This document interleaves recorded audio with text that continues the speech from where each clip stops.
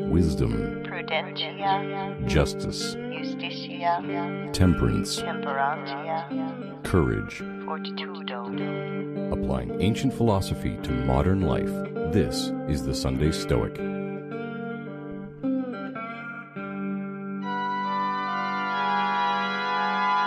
The Stoic Radio Alliance presents The Stoa of the Mind, an exciting radio drama presented by the Sunday Stoic.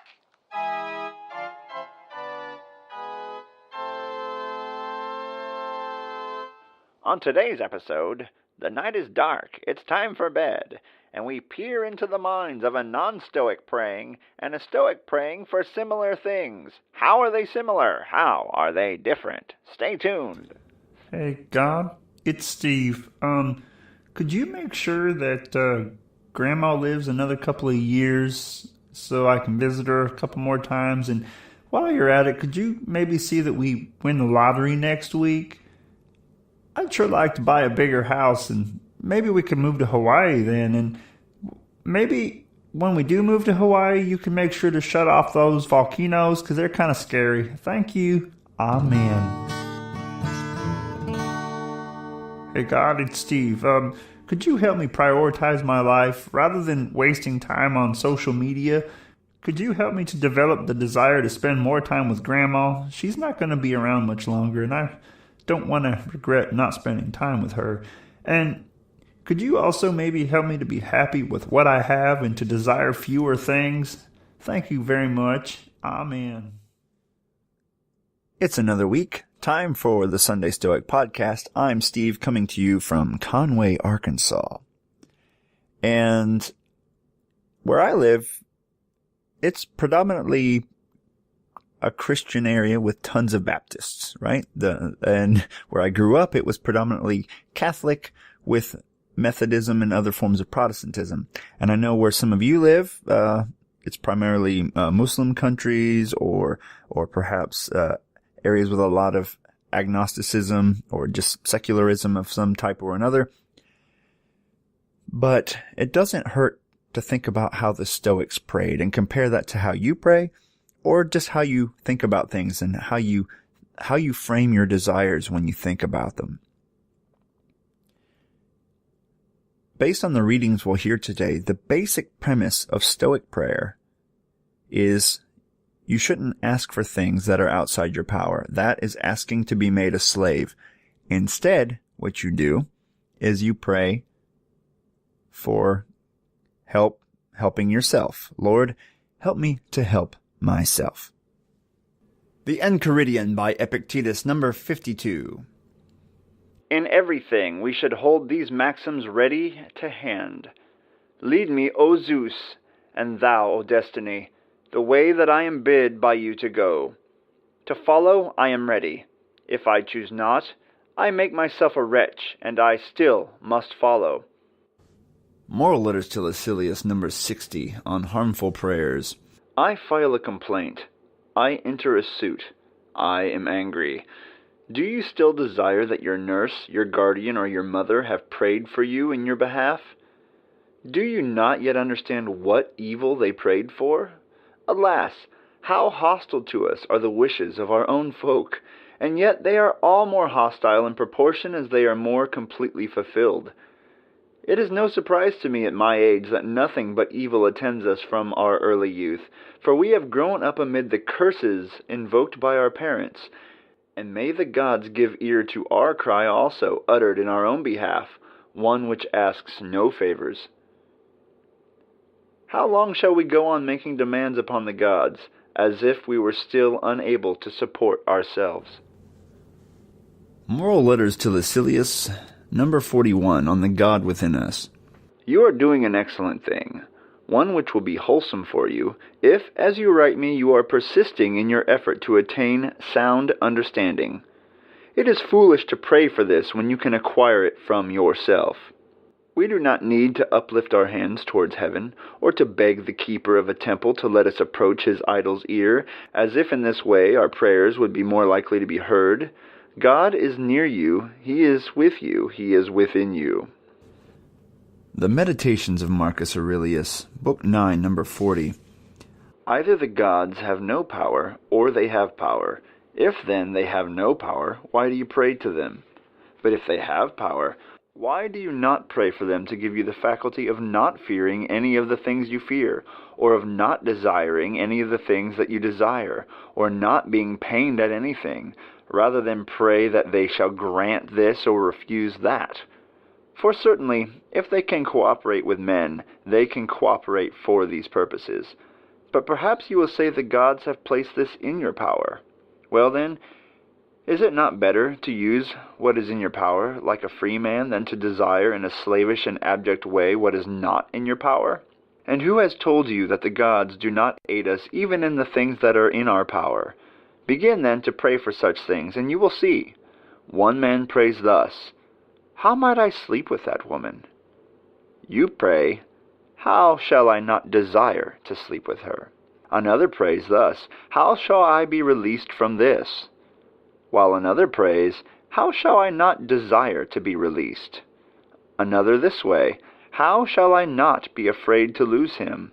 Start praying this way and see what happens. When I was about 5 or 6 years old, I remember talking to my dad about praying. We went to church every Sunday, the little Catholic church that was located about, you could walk to it in about 5 minutes from the farm, from the family farm.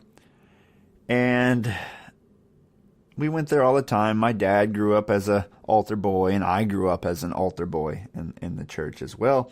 Did the whole thing, confirmation, communion, confession, all of those things that comprise the Catholic faith. And of course, prayer was a major component of that as well. And you grow up learning these kind of rote prayers in the church, kind of memorized sayings that you say every night before bed, for example. And you're told, of course, that you pray for things and they may well happen. And I remember talking to my dad about this, and I said I wanted a lightsaber. Being a Star Wars fan, I want a lightsaber. And my dad said, if you pray every night for a toy lightsaber, he missed the point entirely. I wanted a real lightsaber, but he said, if you pray every night for a toy lightsaber and then work hard around the house to earn some money, then maybe you can get your toy lightsaber. Little did I know that he was giving me Stoic advice here. The first reading is brought to us by Epictetus, but it's a hymn to Zeus originally penned, I think, by Chrysippus. I'm sure some of you know better than I. But it's a hymn to Zeus, a prayer to Zeus, and it kind of frames this whole discussion. It says, "O Zeus and O destiny, help me not to fight what you have in store for me." The idea being the things that happen to you in life are preordained, and to fight everything is not going to go well for you. You are traveling towards a destination. That's the destination planned for you by the gods. And if you fight it, you're just going to be drugged there. Or you can go willingly and happily and cheerfully. I'm not saying that that's the correct view of how the universe works, but that's what the Stoics thought. That's kind of the viewpoint of Stoicism. Things are planned out for you. You have some, what we might call free will, and I'm not going to go down a free will debate here, but within the rules of the game, you have choices you can make. But the ultimate outcome of the game is already decided, but how you respond to various situations is up to you. So they pray not for possessions or for things to go the way they want, but to have the strength to deal with things as they arise. Seneca, while writing to Lucilius, is commenting on the fact that it's amazing we survive at all because so many people around us, with good intentions, pray to the gods for evil things on our behalf. Oh, please let my son get a good career, let him find a good wife, or let my daughter have lots of children and an excellent job and a big house, or whatever they're praying for. They're praying for externals. not praying for you to be an excellent person of high moral character. So that's kind of what he's discussing there. And we can counteract those prayers, according to Seneca, by praying to the gods that they give us no favors. That's a prayer you probably don't hear very often. You go to church on Sunday and hear the priest say, "Lord, may we have no favors from you. In fact, just let us live our own lives for a while." Yeah, that's not going to be a thing you hear very often, but that's kind of a Stoic attitude. Zeno, the founder of Stoicism, thought that perhaps once we were all Stoic sages, maybe there would be no need for temples, no need for church. And bear in mind that their view is this pantheistic view that the universe exists and is rational, and kind of the soul of the universe is God, and we all have a spark of that in us, a little spark of the divine. So we don't need to go to church to be near God. According to the ancient Stoics, God is already within us, so we can just talk to them, right? To him or them, or however you want to view that. So their view that the temple would not really be all that necessary. You don't need to go talk to an idol to have God hear you. Then Marcus really brings it home here, where he really lays it out and says, don't pray for things outside your power. Don't make yourself a slave.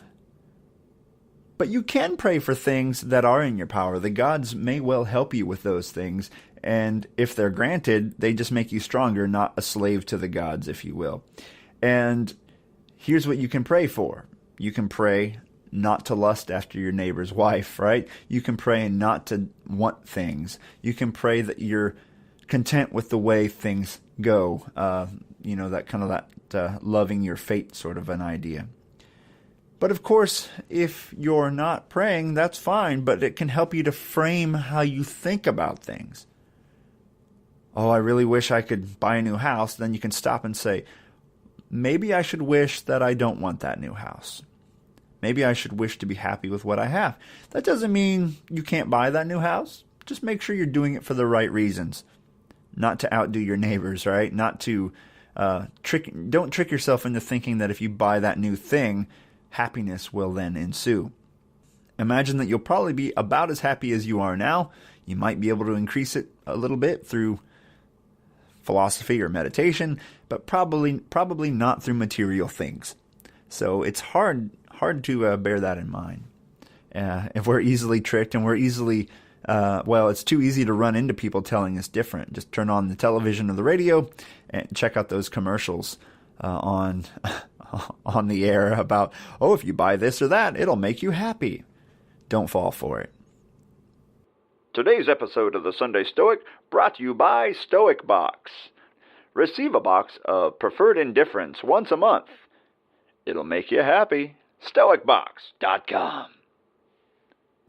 All right, everyone. Think about how you frame things when you think about them or when you pray for them, and work on that constantly. How are you thinking about things? How are you framing things? If you're the praying type, how are you praying? And modify that a little bit. Pray to be a better person, not to have more things or to have the world change for you. Carpe diem. Thank you for listening to the Sunday Stoic podcast. You can contact the show at sundaystoic@gmail.com. You can leave a voicemail for the show at 501-503-3132. And keep in touch by following us on Facebook and Twitter. You can support the show by donating on Patreon, www.patreon.com/SundayStoic. You can also help us out by rating us on iTunes or whichever podcast provider you use. Thank you for your support. Carpe diem.